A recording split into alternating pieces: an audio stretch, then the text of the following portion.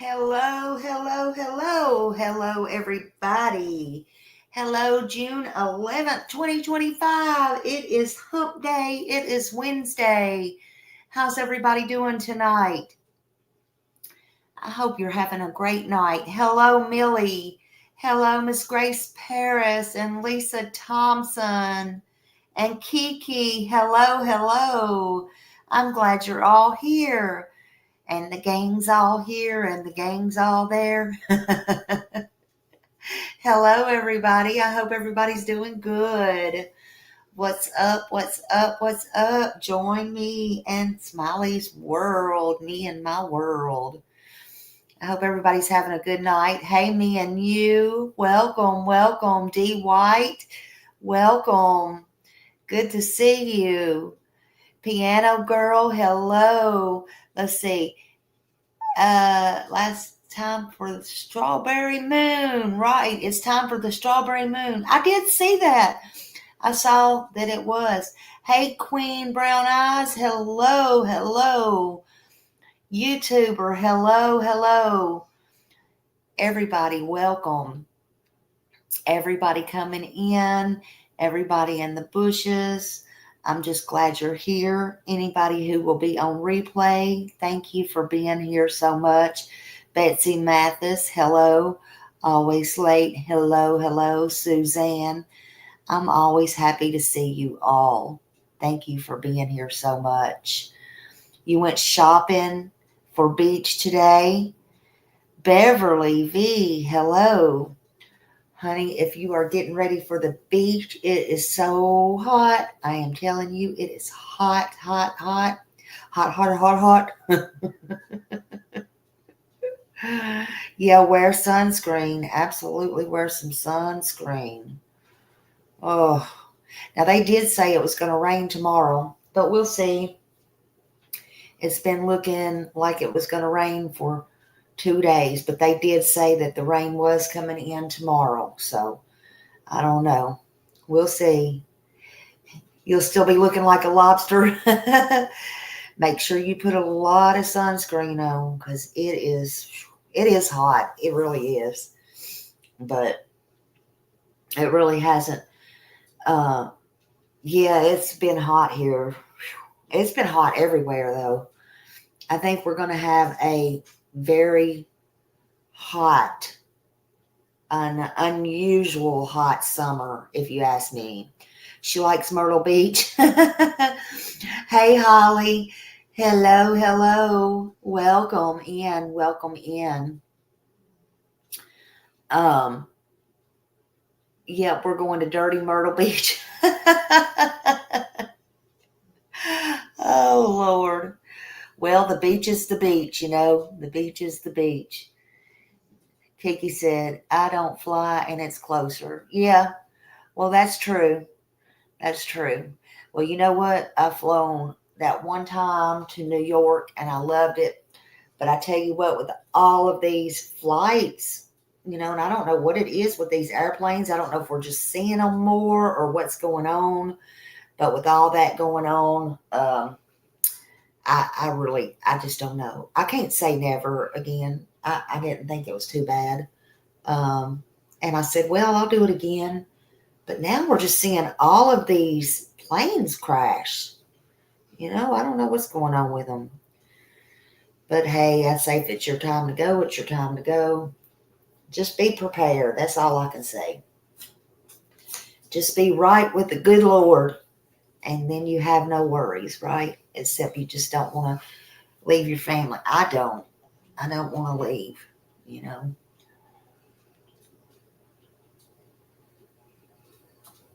I've flown like 4 times. My friend does every weekend for her son's football game. Hey, Beth Ann. Hello. Just laying there listening. I think I got a good one tonight. This one is, a lot of you I know is so much younger than me and have not heard about this. I was actually young when this happened, but I do remember it. As I said, my mama always called me a nosy Rosie. She called me Radar. She always called me Radar. So you couldn't keep much from me. You really couldn't. But anyway, Radar's here to give y'all some history per se. And some of you may have, Miss Grace might have heard about this one. Some of you may have heard about this one. Oh, she lives in Sarasota and she flies every weekend. Where does she fly to? Somebody told me that last night. And Queen Brown Eyes, I wonder why. Because a lot of the big channels have covered the riot. Do you know if it was, I just wonder why. Do you know why? Because, I don't know. I don't know why. Right, Kiki. Somebody said that last night, and that's right before you went on. That's why I told you to be careful. I don't know if that's what, you knew if that's what I was talking about or not, Kiki. However, the big channels have been covering that. Oh, because he was doing the police scanner. Okay, so I knew it had to be for a reason because JLR's doing it. Ikamil, a lot of people's doing it. And I said, well, I don't understand why. Of course, we always, big things like that, I usually go with Court TV or something like that. But, because they're real good about not doing that. So I just wondered if they struck him or if it was just because of the scanner. Man, I hate that for him. I hate that. Oh, wow. Yeah, if he done the scanner though, well, I don't know, man. I just don't know. Yeah, I guess it could put people in danger. I don't know. I hate it for him. I really do. I'm sure hopefully he's got a backup channel. Hey, Loretto. Hey. Hello, hello, hello. Welcome in, everybody. Kitty Catty. Yeah, they took his page. That's what I heard. They took his entire thing. I don't know. They're getting really strict about everything. They really are. Okay, Miss Grace, I understand, honey. And you are an hour ahead of me, so you do what you got to do, baby. But anyway, trying to see Joanne Marie, everybody coming in. Hello, hello. But yeah, anyway, I don't know. A lot of you may have heard about this and you may have not. This happened it all went down like in 74, between 74 and 76 was like the periods, I believe. I met her at a dog show. You mean Patty Hearst? Show poodles? And would run into her from time to time. She always had bodyguards. Yes, absolutely. Absolutely. Yeah, this is interesting. It was interesting when I was younger. It's a very interesting case. And I got to thinking about it today, and I'm like, and she's very pretty. Is she still really pretty in person and stuff? I mean, I'm just wondering. Um, it's, I think it's interesting. And sometimes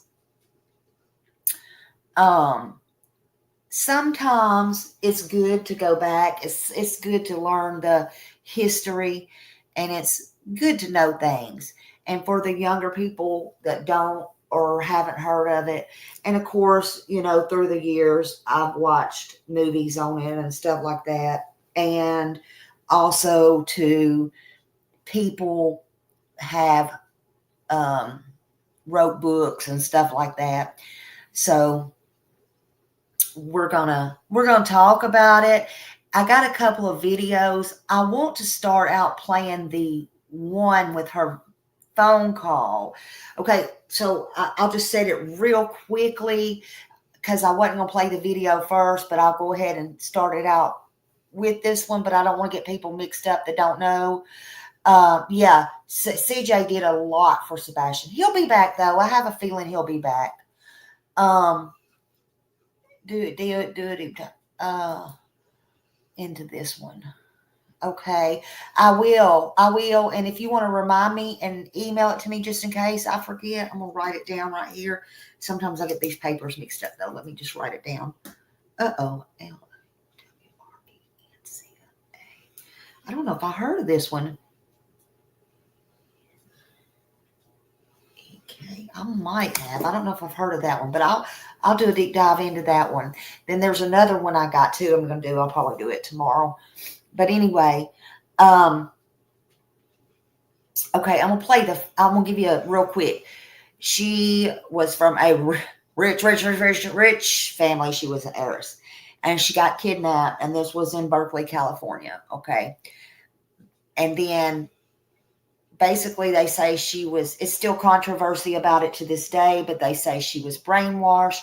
They say she has Stockholm syndrome, and others believe she just downright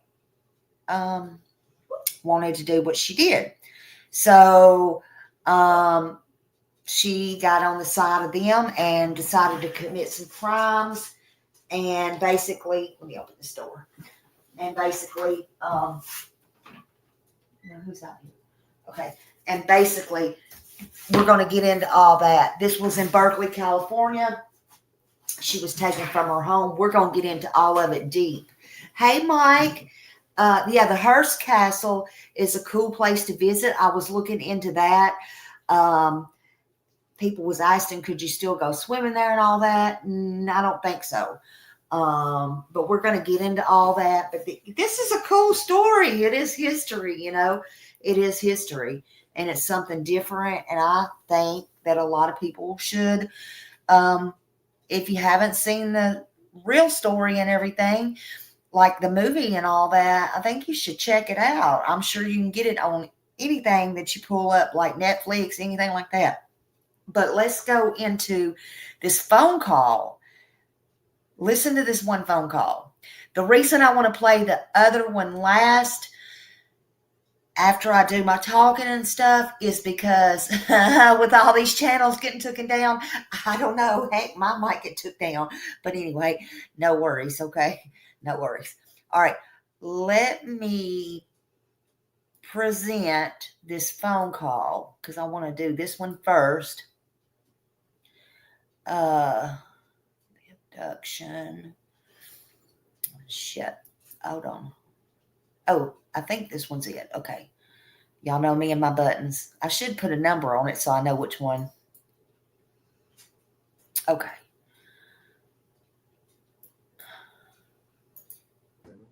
Mom, Dad, I'm okay.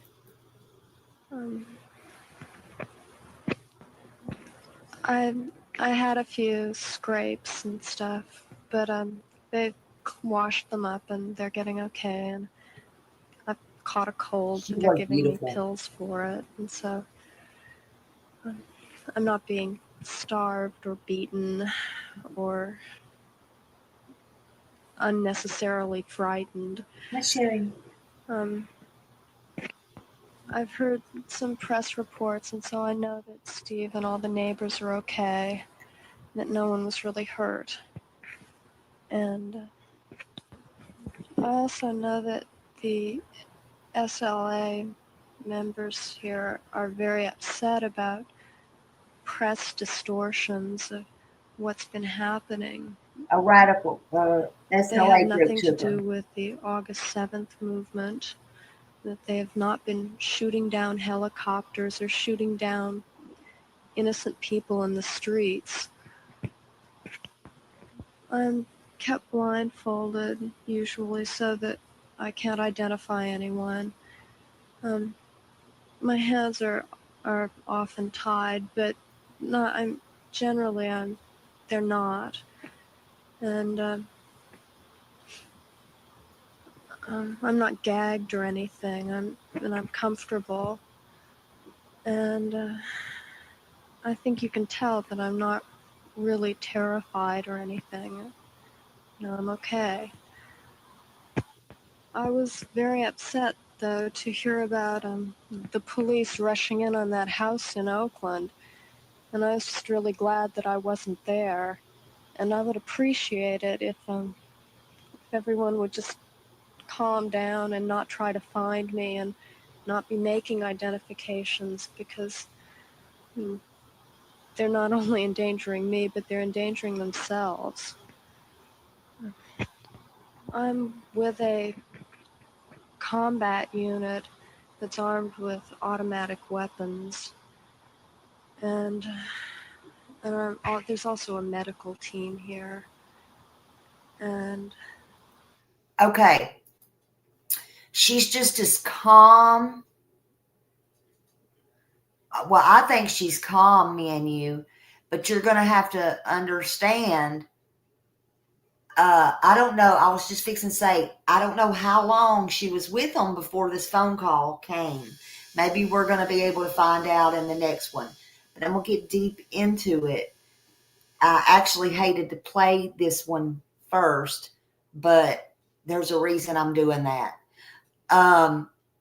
But if you don't know this story, you're fixing to find out a whole lot about this story. Full credit goes to this Chips person, 297. Please drop their link.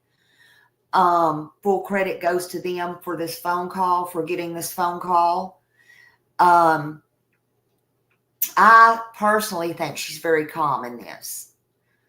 And you'll see why in just a little bit. I don't know if this is after she's been with them a while, and a lot of people, again, claim she was brainwashed. A lot of people claim she has Stockholm Syndrome, but she may, Charles Manson, but that she may, she went out and did a lot of crimes with them, and she got pardoned. She went to jail and stuff. It's a whole story, so let's just calmly listen. Okay, hold on just a minute. I don't think I can do it all the justice. Just hold on.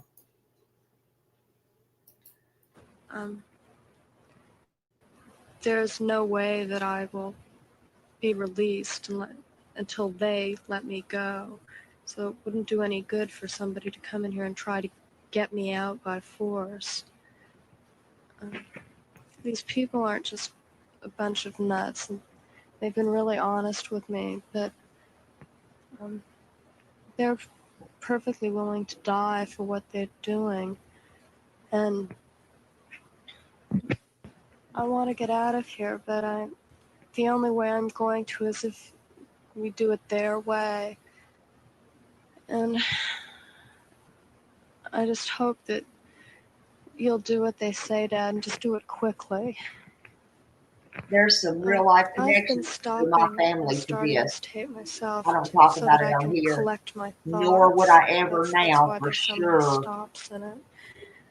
I'm Charlie not being Manson. forced to say any of this.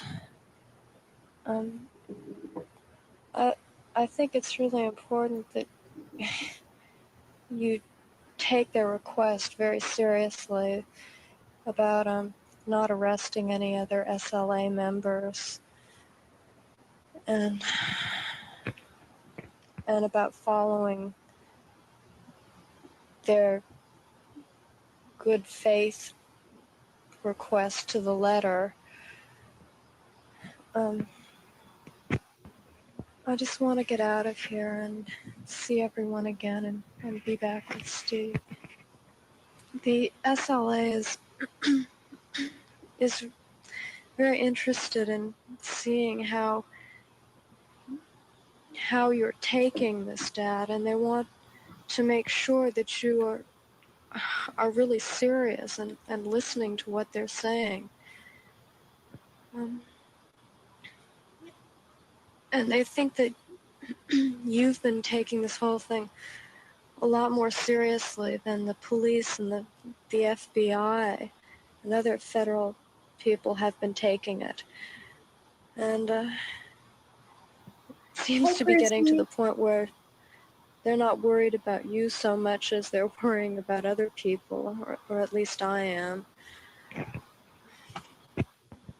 It's really up to you to make sure that these people don't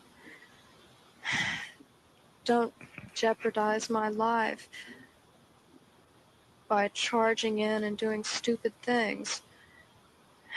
And I hope that you'll make sure that they don't do anything else like that Oakland house business. These the SLA people really have been honest with me, and I feel pretty sure that Very, very I'm going to get wealthy. out of here if everything goes the way they want it to. And I think you should feel that way too. And try not to worry so much.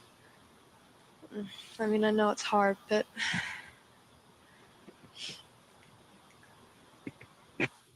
I heard that Mom was really upset, and that everybody was at home, and I hope that this puts you a little bit at ease, and that you know that I really am all right. I just hope I can get back to everybody really soon. The SLA has ideological ties with the IRA, the people's struggle in the Philippines, and the socialist people in Puerto Rico in their struggle for independence. And they consider themselves to be soldiers who are fighting and aiding these people. I am a prisoner of war, and so are the two men in San Quentin. She might be, Gypsy. I'm being treated in accordance with the Geneva Convention. One of the conditions being that I'm not being tried for crimes which I'm not responsible for.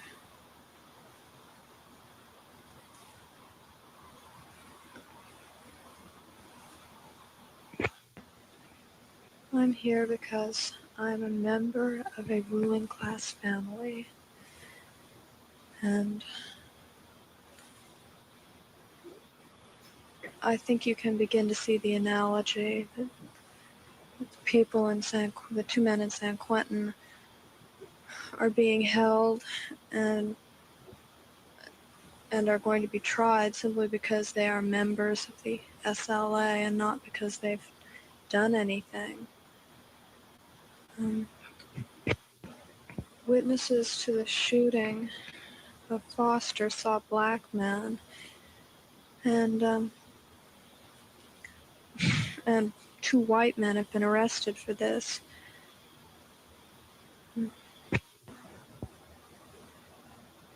You're being told this so that you'll understand why I was kidnapped.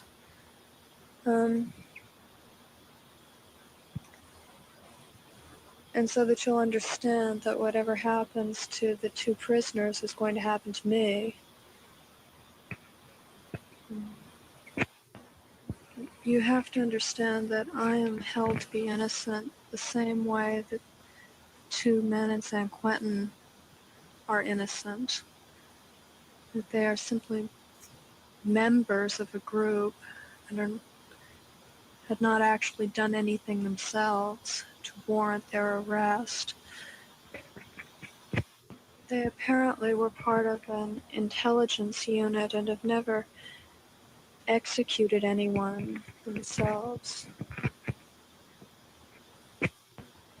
The SLA has declared war against the government, and it's important you understand that they know what they're doing and that they understand what their actions mean. And that you realize that this is not considered by them to be just a simple kidnapping,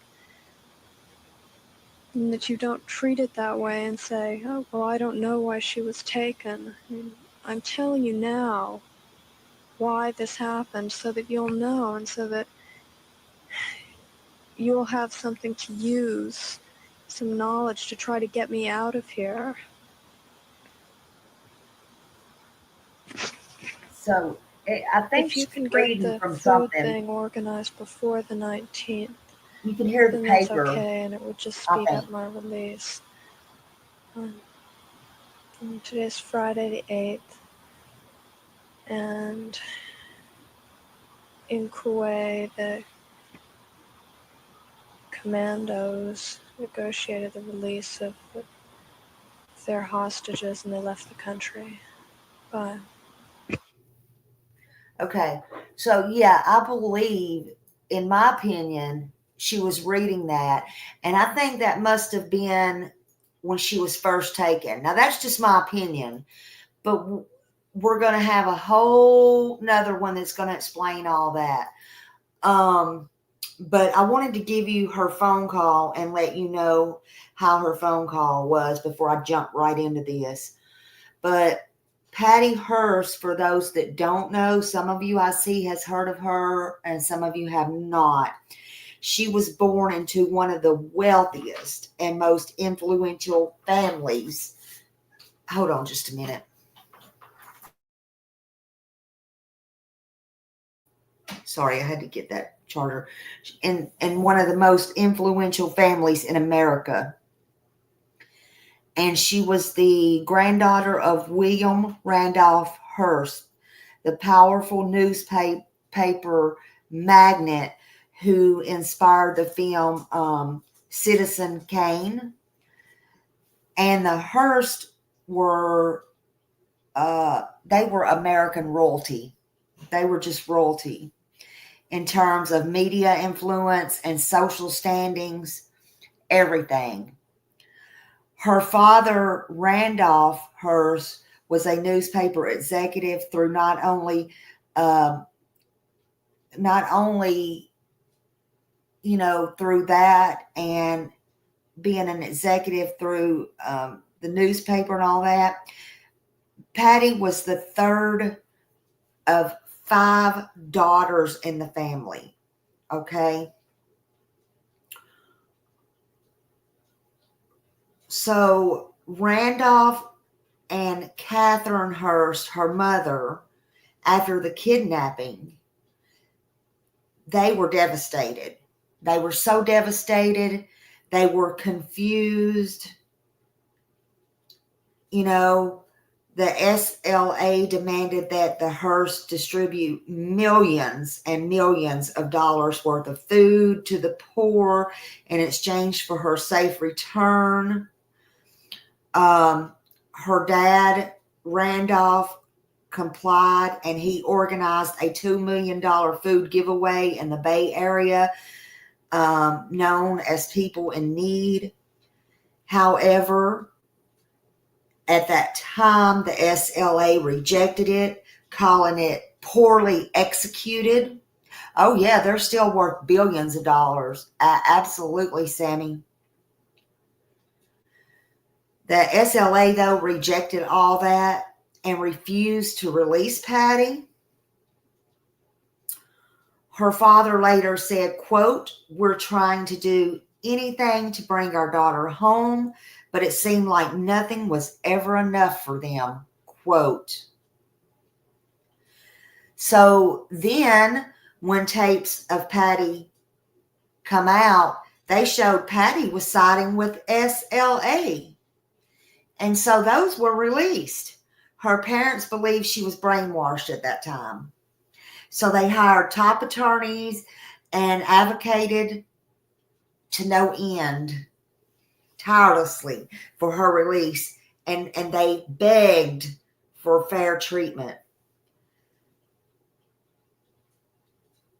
But SLA, that SLA Army, the United, you know, what that stands for is the United Federal Forces of the Sambanese Libertarian Army. Was small. They were a very small group. American militant far left organization. And they were active between 1973 and 75, I believe. And it claimed to be vanguard movement. Okay. The FBI and wider American law enforcement considered the SLA to be the first terrorist organization to arise from the American left. Many psychologists and media outlets at the time said she suffered from Stockholm Syndrome, a condition that, you know, their captives form emotional bonds with their captors. They say that happened. Yes, she is, Lisa. One of our people in here just said they see her all the time with bodyguards, and they'll have to tell you about that at dog shows and stuff. Show Poodles just said that. But we're going to get deep into it. So yes. But from their Elizabeth Smarts, who I was trying to think of, that's kind of sort of what happened to her. Okay, you kind of get the Stockholm Syndrome thing going. But that's a condition, you know, where you emotional bond with your captors. But Patty later described that as being locked in a closet, being RAPD and abused by SLA members, being told she would be killed if she did not cooperate. But despite all of that, FBI labeled her as a fugitive, and the media branded her as a traitor or rebel, depending on whatever narrative was going on at the time. And this is just a breakdown I'm giving y'all. The Hearst funded her legal defense and stood by her, insisting she had been coerced. Her father spoke to the press many times, frustrated by how the government treated his daughter like a criminal instead of a victim. And after Patty's release, the Hearst withdrew from the public eye. Randolph Hearst continued running his media business quietly, which I don't know how you do that, honey. My husband was in there in newspaper business for, you know, almost 30 years. So I don't know how in the hell you do that. But anyway. And then he passed away in 2000. Catherine Hearst lived to see her daughter pardoned in 2001. And then Catherine died in 1998. So what happened was President Carter commuted Patty's sentence in 1979, and President Clinton fully pardoned her in 2001. So it really hasn't been that long ago. But see, it is history. So if you didn't know about this, it is something I think everybody should know about. So Lisa was asking this, okay? So today, Patty Hearst lives. She's alive. She lives quietly. But the debate never ended. Was she a revolutionary? Was she a pawn? Or proof of how fragile the human mind can become under trauma? You know, on February 4th, 1974, she was 19 years old. Patty Hearst the granddaughter of media tycoon William Randolph Hearst, was violently kidnapped from her Berkeley apartment. This is in California. She was with her boyfriend. They didn't take him. The best I remember, they didn't take him. But anyway, by a group calling themselves the Siamese Libertarian Army, or SLA. They called themselves freedom fighters, but the world saw terrorists. Again, I was a kid myself. I remember this very well, though. This definitely was talk of the town and talk of the household, and things certainly we did not normally hear of course.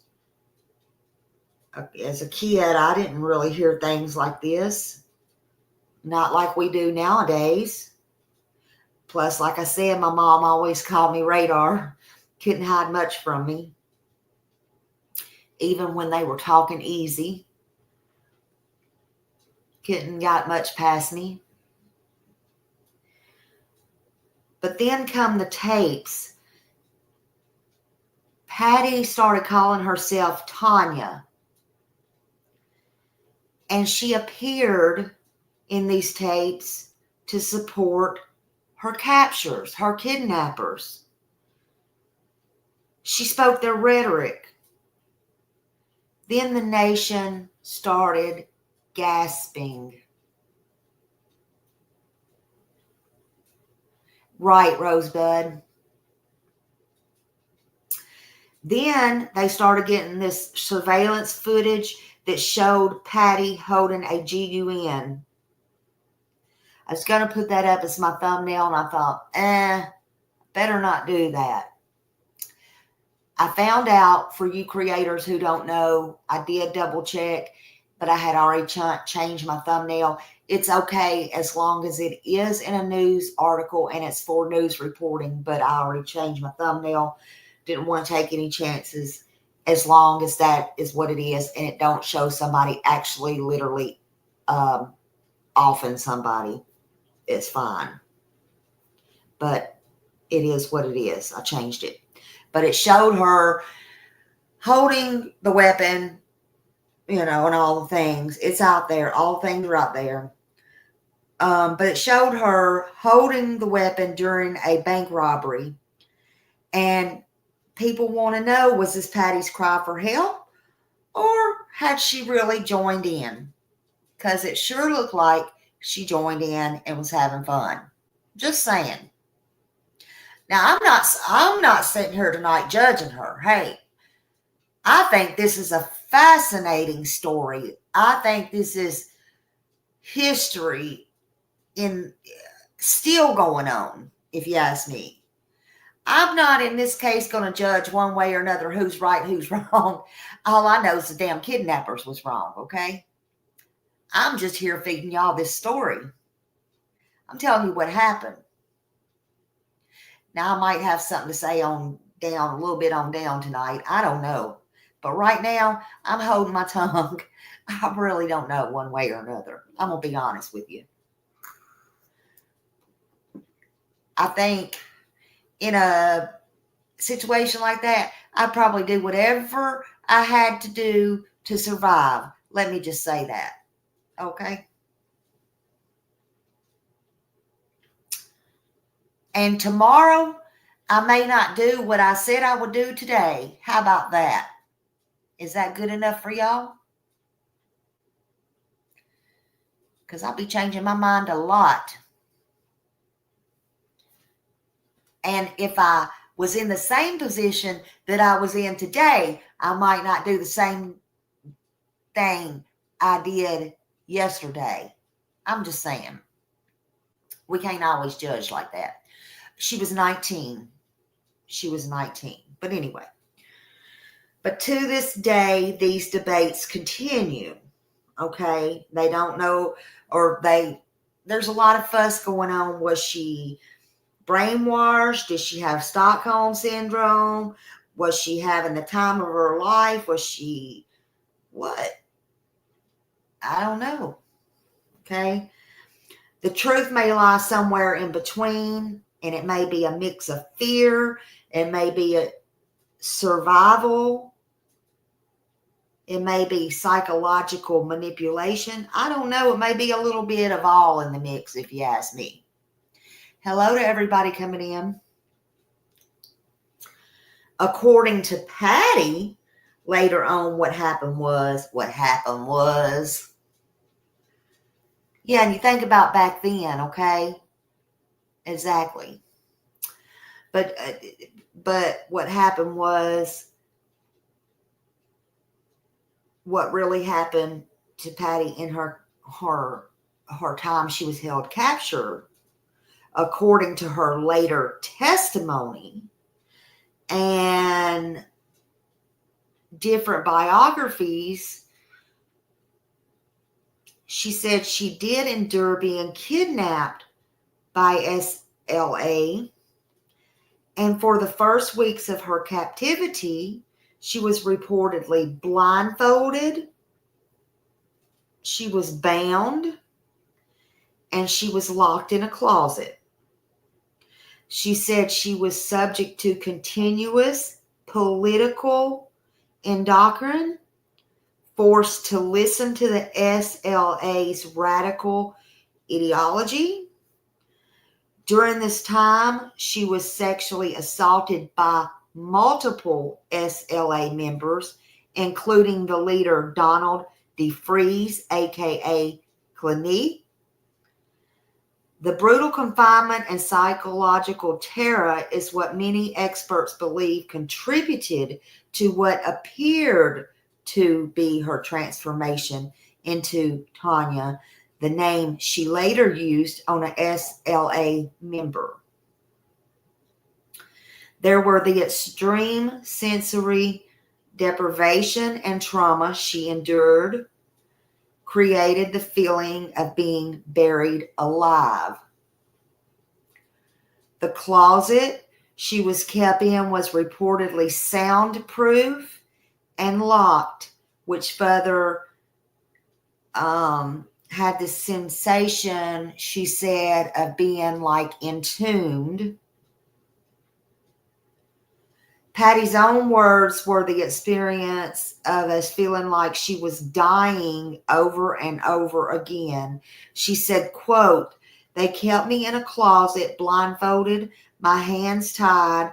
I was taken out only for abuse or indoctrination." In her 1882 memoir called Every Secret Thing, that's the name of it if y'all want to look it up, Every Secret Thing, Patty described her captivity as a slow, grinding, breaking down of the person I had been. Okay, now, in 1979, she married Bernard Shaw. He was a former police officer who worked on her security detail after her release from prison, because she did go to prison, okay? They were married for over 30 years. So she stayed with Bernard for over 30 years until Bernard passed away in 2013. They had 2 daughters together. Gillian Hearst Shaw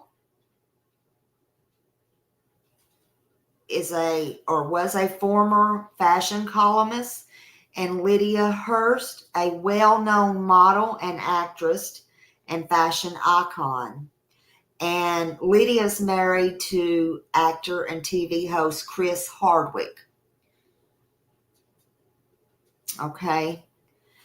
She has grandchildren now, and as of recent years, Patty is a grandmother and enjoys time with her family while staying away from the media. They say today her passions are known to complete dog shows. There you go, Poodle. Show Poodle. She likes her French bulldogs. Me and her get along fine. She likes her French bulldogs. She's active in animal rescue and charity work, and she occasionally attends Hollywood events to support her daughter, Lydia. Despite her infamous past, Patty Hearst has reclaimed her life and built a family.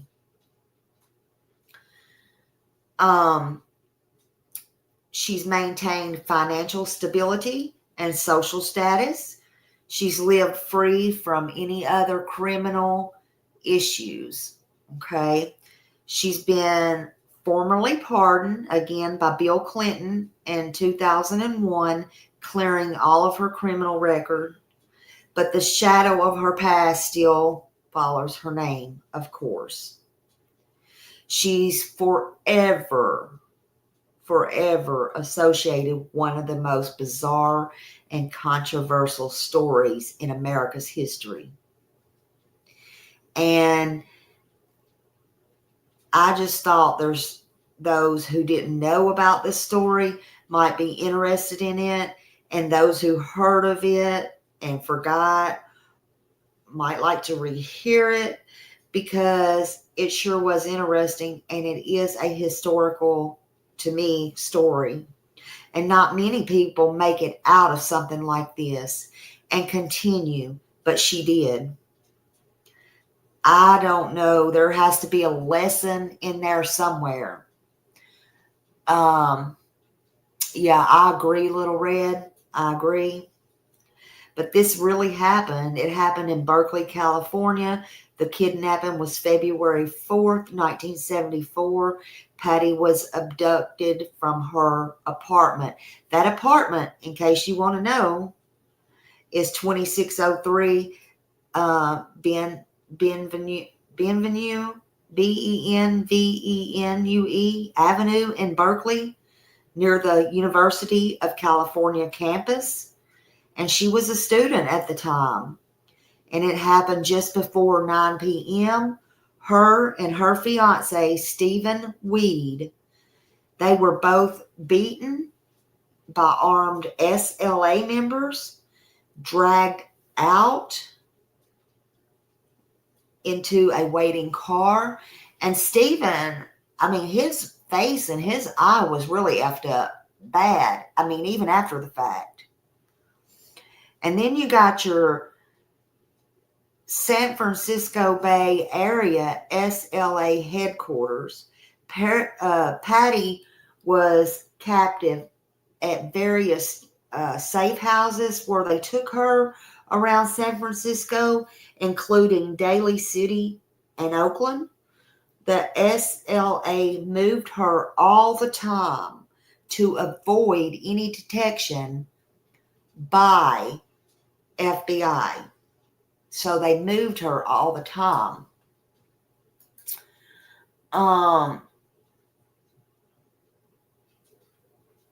Yeah, right. But they moved her all the time. And then April 15th, 1974, that's when Patty was caught on surveillance camera participating in the bank robbery. And that was at the Hybrina Bank on 1450 Roger Street in San Francisco. So all these places, they're listed. This became the most famous image of her. She had her beret on, her rifle in hand, and seemingly a full member of the SLA at that time, right in front of that bank. Well, at that time, Lil Red, she did.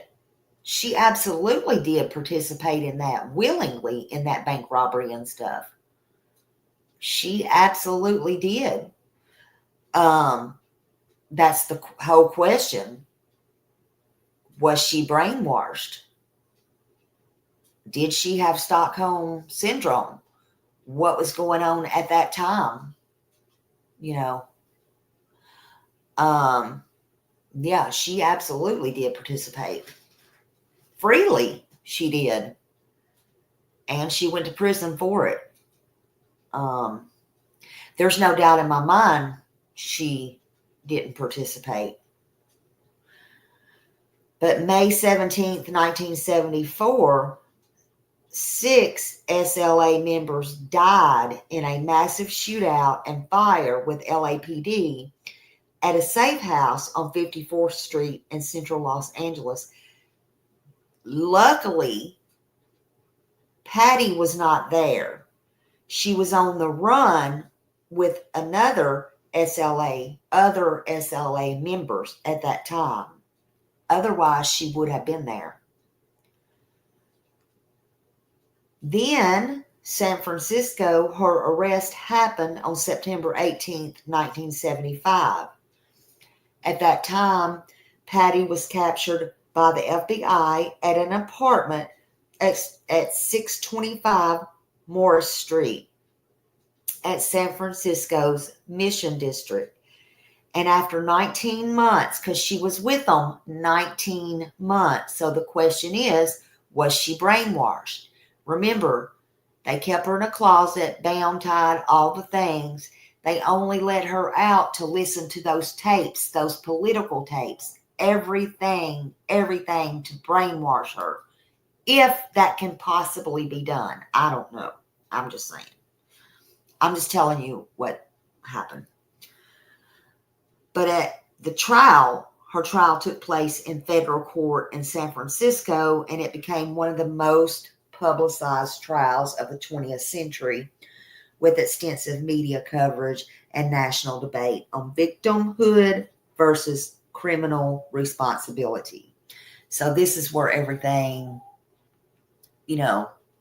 was like left, right,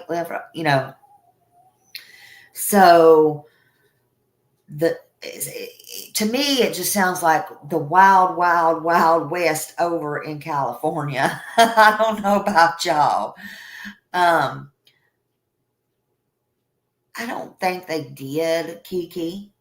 To my knowledge, they could have, but it didn't say anything about that I can find.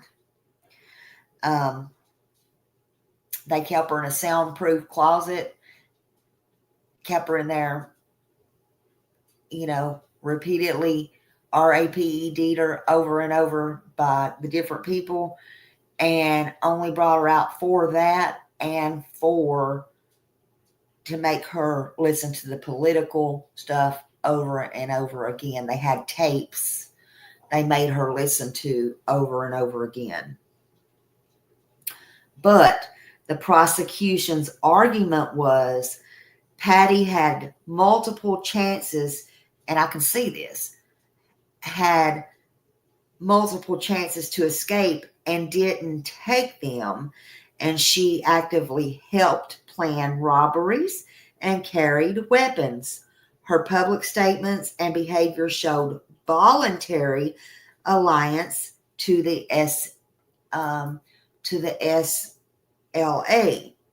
And then the defense was Stockholm Syndrome. And so then the verdict ended up being on March 20th, 1976. 7 years is what she got. Honey, don't you go rob no bank today, because you ain't getting no 7 years. I'll tell you that. You go rob a bank today and you're going to find out. You're going to smile around and find out what you're going to get. And it ain't going to be 7. It ain't going to be a lucky 7. Just saying. Anyway, however, she only served 22 months of the 7 years after her sentence was commuted by President Jimmy Carter in 1979. Oh, and smile around and find out. You get federal time, you're going to be serving them days, honey, day by day by day. I'm just saying. Just throwing it in there.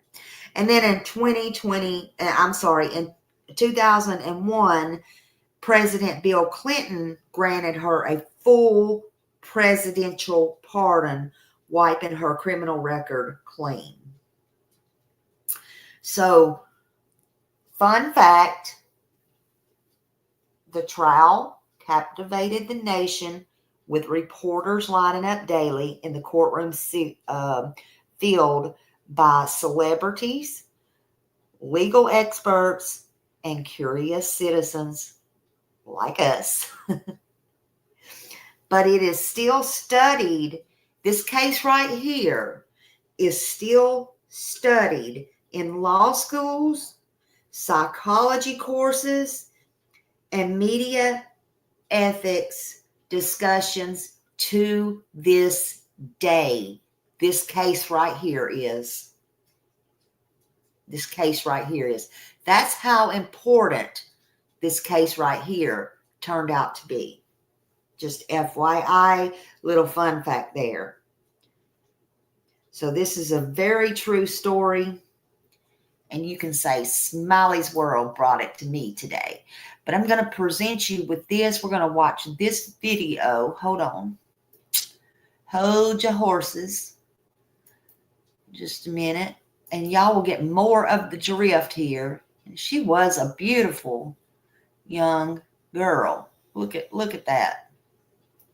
Hearst, heiress to a $25 million fortune, was violently ripped from the safety of her home, abducted at gunpoint by a militant group while her boyfriend lay beaten and helpless. From that moment on, the nation was enthralled, gripped by a fear that echoed the horror of the Manson murders, reminding everyone that no one, not even the privileged, was safe. What began as a tale of terror soon morphed into something far more shocking. The public watched in disbelief as tapes emerged, not of a frightened victim pleading for help, but of Patricia, now calling herself Tanya, boldly aligning herself with her captors. Outrage swelled as she appeared on camera, wielding a weapon during a bank heist, no longer a debutante, but a revolutionary. The media circus was relentless, feeding the public's insatiable hunger for every twist and turn in the story. Headlines blared, covering every detail as the lines between victim and villain blurred. And when she was finally captured, raising her fist in defiant solidarity with her captors, the world was left speechless. But the question remains, was it brainwashing from weeks of abuse, where she did what she had to survive? Or had she really transformed and rebelled against her life of privilege? If you like content like this, please subscribe to the channel, or consider supporting us on Patreon. We post new videos every week. And now let's get into the abduction of Patty Hearst. Hold on. Patricia Campbell Hearst was born into a life gilded by wealth and legacy. Hold on. I might be missing something. I will say this. I don't know what I've missed, but I do believe, and we can all agree to disagree. I don't know what's happening here or what I've missed. I do believe, because you can't have your cake and eat it too, and I'm not talking to anybody in particular because I must have been missing something. I believe brainwashing is very possible. Absolutely 100%. And the reason I just said you can't have your cake and eat it too, look what people's going around saying about the Wells boys, okay? Or anything like that, okay? Brainwashing is absolutely possible. It certainly is. And if it is to DV victims, it is to anybody. And if you or me, and if you tell something to somebody over and over enough, they will believe it, in my opinion. Again, I'm not talking to anybody in particular. I don't know what I missed. But the debate is, and not me here, but the debate is, as I said, this is being studied to this day with psychologists, lawyers, and all these people. And that was a fun fact I just threw in there because this is a real thing. This is a very important story. This is a case to be studied for years to come and has been. Maybe old Chrissy Poo's been watching this. But anyway, just saying. No, I know show poodles. I know. I just caught it and I thought I better catch this. No. I just thought I better catch this because I don't know what's happening. No. I'm not talking to you or anybody in particular. I wanted to address, I do believe it, but I don't even know where I was going with this now. I don't even know. But y'all get it. I do think it's a very real thing, honestly. And I'm not judging if she was or if she's not. I just think it's very possible. It's very, very possible she was. So, yeah, I don't know. I still didn't see your answer a while ago. When you see her show poodles or have seen her, is she still just as pretty? Because she was very pretty. She very well was very pretty. Just wondering, just curious. So let me get back to the show. The third of 5 daughters in Hillsborough, California, a haven for the affluent. Yet even the grandeur of her family's mansion paled beside her grandfather's sprawling estate, Yes, San Rosa. Simeon, the Versailles of the West, set high atop La Cuesta Encantada, the Aw. enchanted hill. There, amidst gilded halls and opulent gardens, the myth of the Hearst dynasty was etched into California's landscape, an empire of stories and spectacle. But within these walls of privilege, Patricia, or Patty as she was known, grew not unlike the rose bushes that bordered those halls, groomed for beauty, yet confined by expectation. A string of Catholic schools sought to shape her into the perfect debutante, a figure of grace to uphold the family name. Yet the well-laid plans of the Hearsts took an unexpected turn when their striking daughter fell, not for another heir to wealth, but for her math tutor, Stephen Weed, a man whose name alone whispered of rebellion against the manicured life she was destined for. When Weed left for a graduate position in philosophy at the University of California, Berkeley, Patty followed. The two moved in together, an act that defied the traditions she had been raised with. At Berkeley, she enrolled as an art history major, but her interest in the larger world seemed as remote as the San Simeon towers. The echoes of protest and revolution were growing louder outside her windows, the Vietnam War staggering to its painful close, the Watergate scandal disassembling the old guard in Washington, and the Black Panthers rising with fists held high. But Patty remained detached, a quiet observer in a world aflame. She was a flower rooted in luxury, untouched by the tumult around her. That's what I think, Kiki, because this Weed guy was older than her too, and I don't mean to keep stopping at y'all because I don't know how this one's going to go, but he was older than her, so she may have been. And sometimes when people come from a lot of money and stuff like that, money don't always make people happy. And what she was like 5 more, there was 5 other kids. I mean, I don't know, but to me, I don't know, but she was very pretty, and maybe she just wanted to be out there on her own. It was said he was her fiance. He was older. I don't know. Maybe she just wanted to, when she got with those people, they brainwashed her. And no, you're fine, Miss Grace. Go to bed, get you some sleep, and I love you. That's happy, yeah. Maybe she just wanted a little bit of freedom or something. I don't know.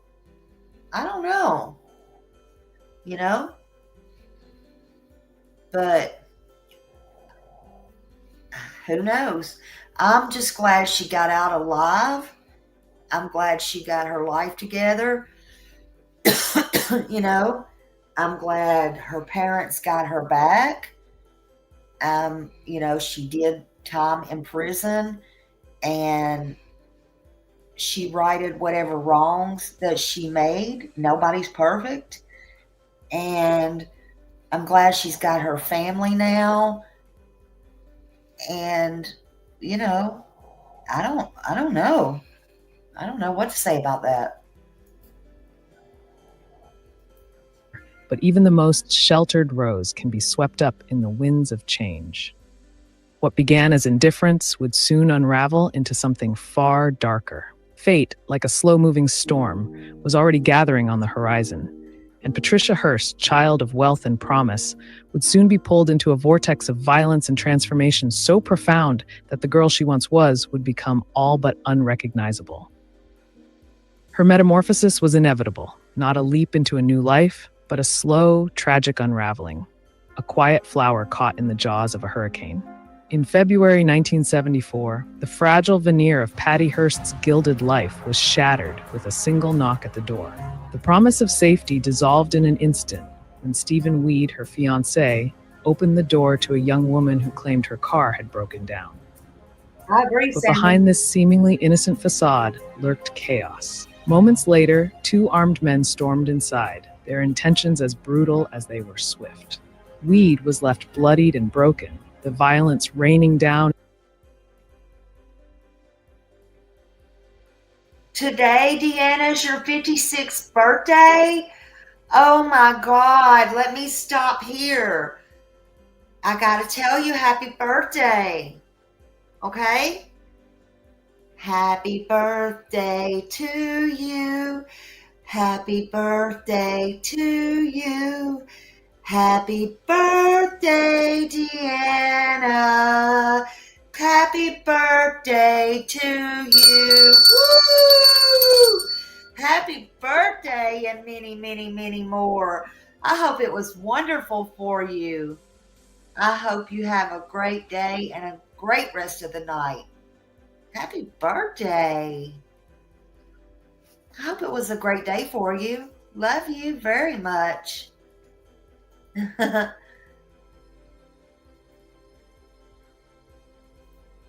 Down in the form of a shattered wine bottle.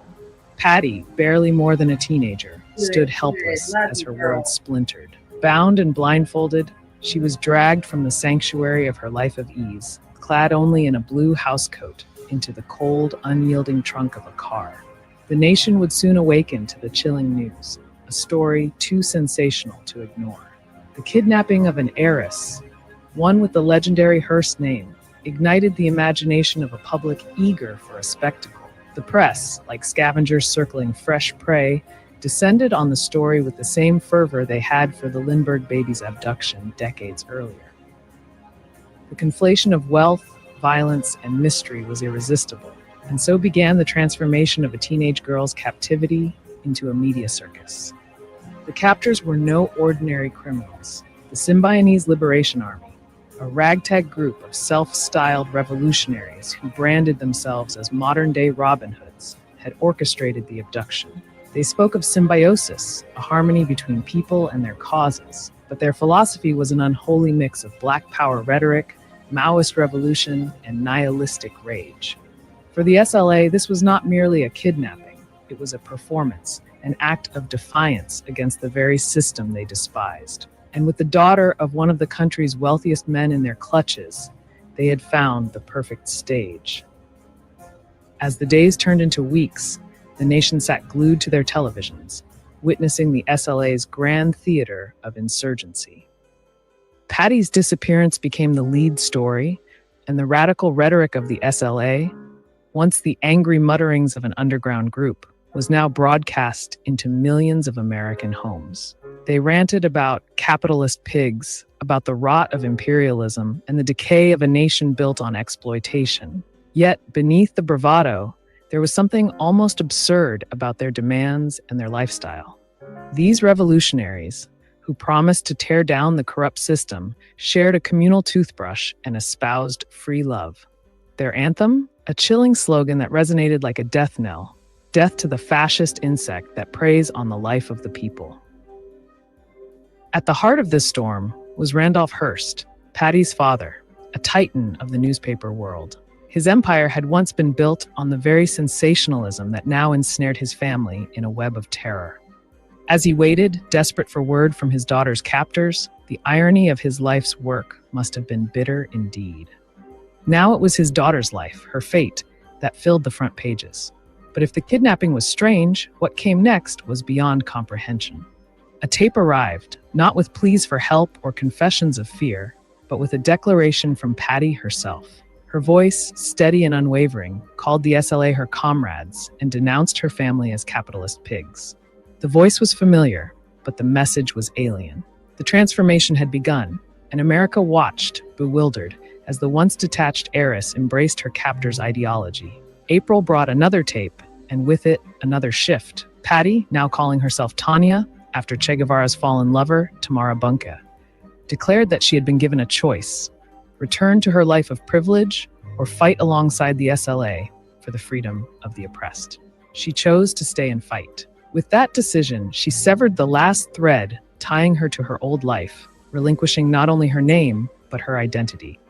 The image that followed, a photograph of Patty, or Tanya, standing before the SLA's seven-headed cobra insignia, was a final, haunting testament to her metamorphosis. Once the darling of high society, she now stood as a soldier of revolution, cloaked in the symbols of radicalism, her transformation complete in the eyes of the world. But behind the slogans and the defiant poses, the question remained: was this true revolution, or was this simply survival cloaked in rebellion? The line between victim and villain was blurring, and the world was left to wonder. Had Patricia Hearst been transformed by her captors, or had Tanya always been lurking beneath the surface, waiting for the moment when she could break free? The Symbionese Liberation Army did not deal in currency. Instead, they trafficked in chaos and defiance. Rather than demand a ransom in cash, they sought an exchange of bodies, Patty for two of their own, locked away on murder charges. It was an audacious gambit, one met with cold refusal by Governor Ronald Reagan. The SLA, undeterred, had another scheme in mind: a multi-million-dollar food program for the poor, paid for by the Hearst family. It was a gesture as grand as it was doomed, an illusion of charity that unraveled into disorder. Trucks rolled through the streets like chariots of false salvation, tossing cans of food like bones to hungry dogs. What was meant to be a show of goodwill devolved into chaos, with riots breaking out as people fought for the scraps. The SLA's utopian vision, if it ever existed, had crumbled into farce, but the real performance was yet to come. April arrived, and with it, an image that would sear itself into the American consciousness. Tanya, no longer Patty, stood at the heart of an SLA robbery at the Hibernia Bank, a symbol of rebellion with an M1 carbine in hand, her face shadowed beneath a black beret. It was a sight both jarring and magnetic, the once sheltered heiress now transformed into a soldier of revolution. The grainy frames of the surveillance footage flickered across television screens like a nightmare unfolding, her figure ghostly but unmistakable, shouting orders to terrify.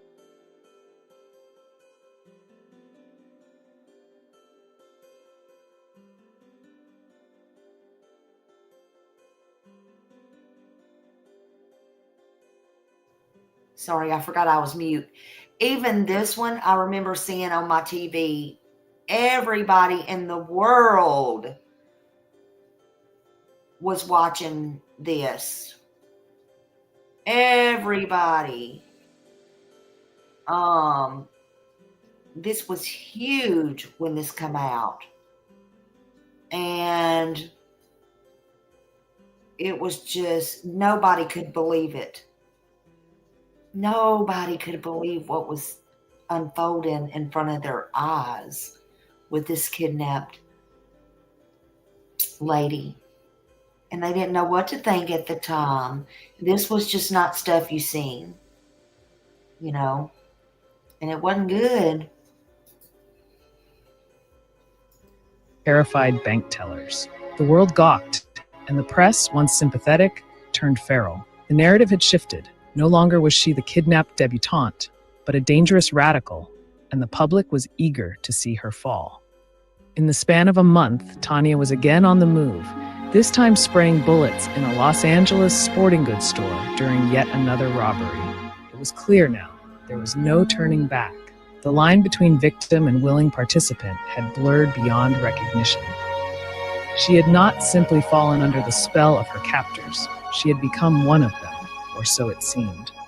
The transformation was complete, and the nation, hungry for justice, watched as the LAPD closed in. In May, the police surrounded an SLA safe house, and the siege that followed was as violent and surreal as the events leading up to it. Smoke billowed into the sky, gunfire echoed in the streets, and when the dust settled, 6 of Tanya's comrades lay dead. The LAPD, with grim satisfaction, joked that SLA now stood for so long assholes. But for 16 more months, the remaining members, including Tanya, evaded capture, living off the land, scavenging, stealing, surviving like cornered animals. The end came in San Francisco, not with a grand shootout, but with the quiet precision of a police tip-off. The nation held its breath as Tanya, Patty, was led away in handcuffs. She did not weep, did not plead. Instead, she raised her fist in a defiant salute, a final gesture of solidarity with her captors, or perhaps with the revolutionary self she had crafted. The press clamored for answers, but the real question lingered, heavy and unspoken. And that right there, when she held up her fist, that's what made so many people question a lot of things right there. Just saying. Was she the Patty Hearst of Hillsborough or the Tanya of the SLA? The trial that followed was a spectacle unto itself, as electrifying and divisive as the Manson trial that had transfixed the country 7 years earlier. The Hearst family, wealthy and powerful, enlisted the talents of F. Lee Bailey, a lawyer whose name would one day be immortalized as part of O.J. Simpson's dream team. Bailey spun a tale of captivity, painting Patty as the ultimate victim of Stockholm Syndrome, a young woman brutalized and brainwashed into submission. He told the jury of her 57 days locked in a closet, subjected to physical and mental manipulation, the full extent of which YouTube will not allow me to say. Bailey said the abuse was so thorough, she had no more free will than a marionette in the hands of her puppet master. But the prosecution had its own story to tell. To them, Patty was no victim, but a rebel without a cause, a privileged girl who had found her purpose in the arms of radicals. They painted her as a willing participant in her own metamorphosis, someone who had longed to shed the skin of her former life and had found her new self in the shadow of violence and rebellion. And so the jury and the country waited. Would they see in Patty the innocent abducted or the radical born anew? Was she a victim of circumstance or a product of her own desires? The courtroom buzzed with anticipation, the press feeding the public's insatiable hunger for drama. The jury's decision would come swiftly, but its implications would haunt the country for years to come. Patty Hearst had been kidnapped, but by whom? The SLA, or something far more insidious? The forces of identity and circumstance, the invisible shackles of her own making? The verdict would declare her fate, Hey, Matthew. but the question of her transformation would linger, I love you unanswered, too. like a shadow on the wall of her cell. Her trial was less a legal proceeding than a public reckoning, with the nation eager to see her punished, her image more reviled than even the Zodiac Killer, still at large in California. When the jury returned after just one day with a verdict of guilty, it was clear that Patty would pay the price, not only for the crimes of the SLA, but for the nation's simmering rage against youth rebellion and privilege. She was sentenced to 7 years, a swift and brutal judgment, though her true trial had begun long before she ever entered a courtroom. Look at that. Her defense attorney, F. Lee Bailey, would later reflect on the many ways she was a victim, not just of the SLA, but of the American people. To the masses, she was a symbol of everything they feared: the radical youth, the privileged elite, the wayward child. The left saw her as the spoiled rich girl who had danced with revolution for sport, the right as an ingrate who had spat in the face of her inheritance. And the Hearst family, watching in horror as their daughter was led to prison, saw the whole ordeal as nothing less than a second kidnapping. Yet, as the press plastered her face across magazine covers and splashed her name in bold letters, it was clear. Patty Hearst was no longer a person, but a story, one that the world would not soon forget.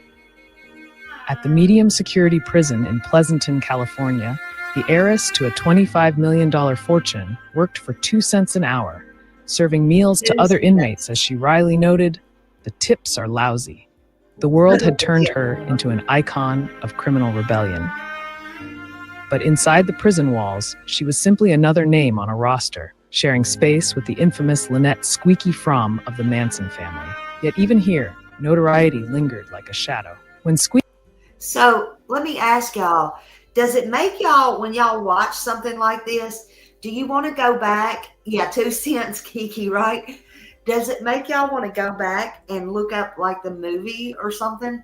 Because it does me. Now I want to go back and watch that whole movie over again. I just do. I don't know why, but I always want to do that. Hey, Stephanie, you're fun, honey. I always want to do that. And it just makes me, I've already seen it, but it makes me curious. But yeah. And then there's her memoir out there. And then somebody had wrote a book on it. Let me see if I can find what was that book he wrote? Let's see. Can't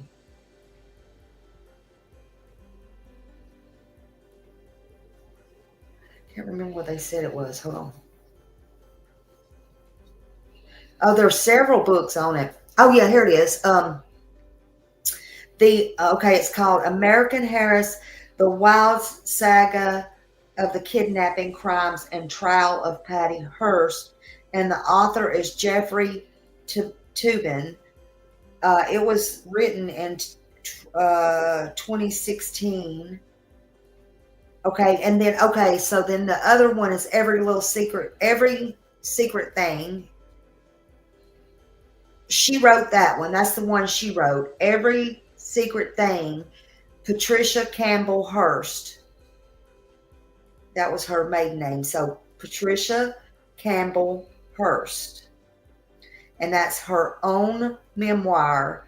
She shares her side of the story, the trauma, captivity, everything, the emotional aftermath, all that. And then Susan Driscoll's got one out from 1976, and it's a deep dive into the ideology of the rise of the SLA, and it's more focused on the group though.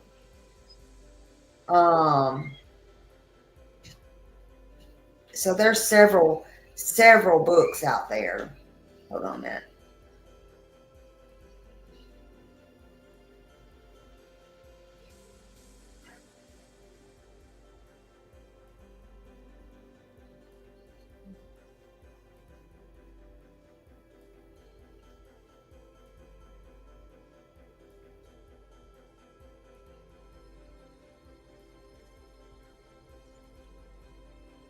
Okay, and then I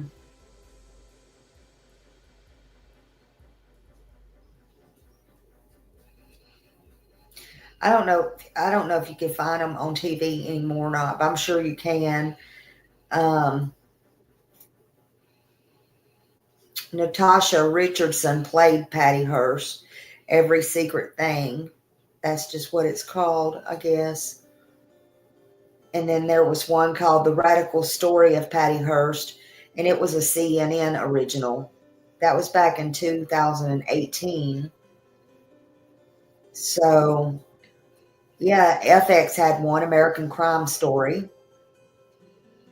So, yeah, there's a few out there. I don't know if you still find them, but it makes me, I don't know, I always want to go back even if they're older ones. Sometimes the older ones are hard to find, but yeah, I find stuff like this interesting. I do.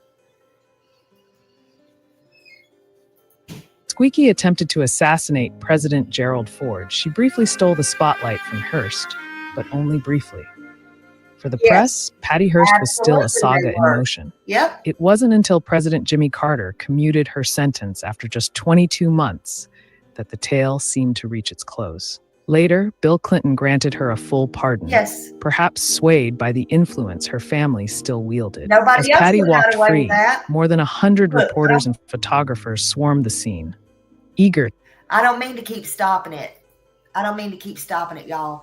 But you're right.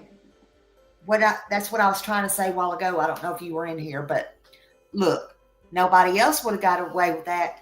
Like I said, go rob a bank, smile around and find out. See if you get 7 years. That's without a pardon. Honey, you ain't gonna get no 7 years for robbing a bank. Go smile around and find out. Try that. And try, and this is no shade against her because I don't know, but try and see. Even if you were kidnapped, I guarantee you gone. You gone. The feds are going to get you. I'm just saying. Talk about it. Talking about it might get you 7 years.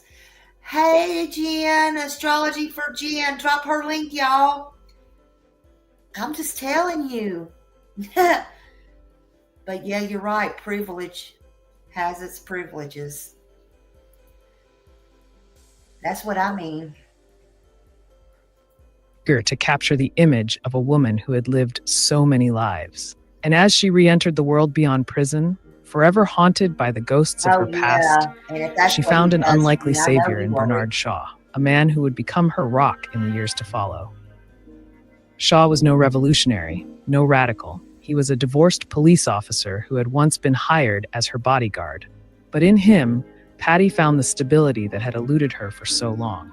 They married quietly in 1978, far from the headlines that had dominated her life for years. The wedding, held on a military base for fear of coups, was more than just a union. It was Patty's first step toward reclaiming some semblance of normalcy. Her parents, doubtful of the marriage's success, gave a Sears vacuum cleaner as a wedding gift, a far cry from the grandeur expected for the wedding of a Hearst. But the marriage lasted, and in the years that followed, they had 2 daughters, Jillian and Lydia, a testament to the quiet life Patty tried to rebuild. For decades, the black-bereated Tanya faded into the background, replaced by the society matron Patricia Hearst Shaw. She played the role of a mother, a wife, and eventually a widow after Shaw's death, though the specter of her past never fully left her side.